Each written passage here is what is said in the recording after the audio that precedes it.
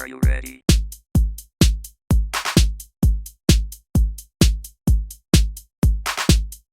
Check your reality. The comments and opinions of this program may be considered offensive. Viewer discretion is advised.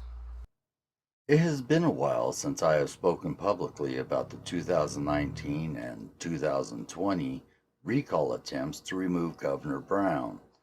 However, current events and particularly the governor's handling of COVID compel me to speak out about their relevance to the dangerous direction in which we are heading as a state and as a country today.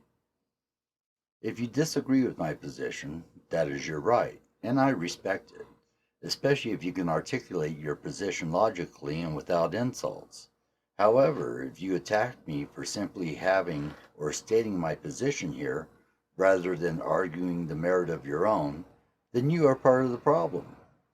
You have joined the ranks of the cancel culture and do not really believe in freedom. The actions of Governor Brown to issue and enforce unlawful and unconstitutional mandates and to penalize those who do not support them with little or no opposition from most elected officials clearly illustrates that we are headed towards totalitarianism, where the laws of the land are no longer upheld as the authority, but rather the dictates of one person. This is the very definition of tyranny.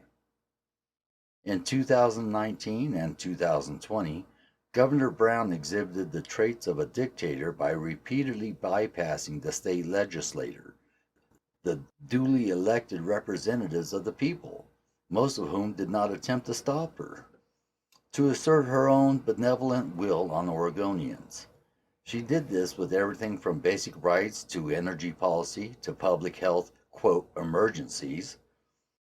It was these actions that prompted the filing of 2 recall petitions to remove her from office.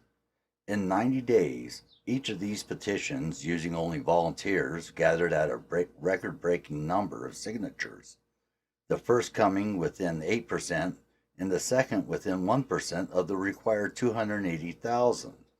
This was a historic feat accomplished by thousands of volunteers across the state. I am honored to have been a part of those efforts to hold our governor and our government accountable to the people.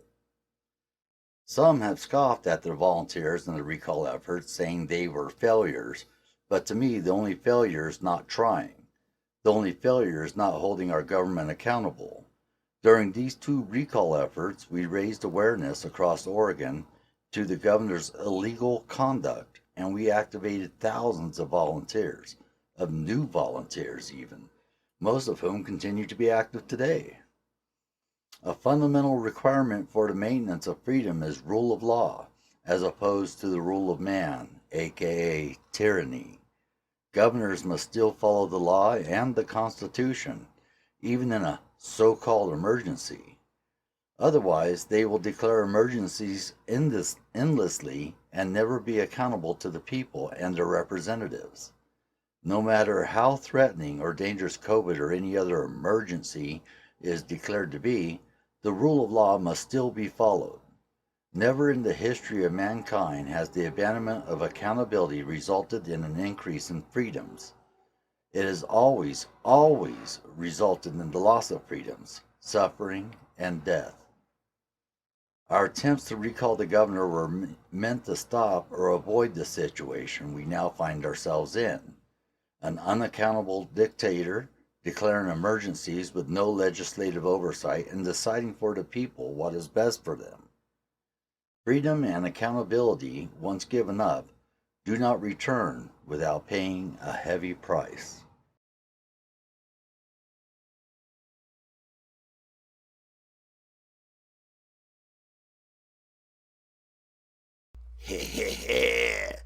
Damn it, Billy, give me back my liquor.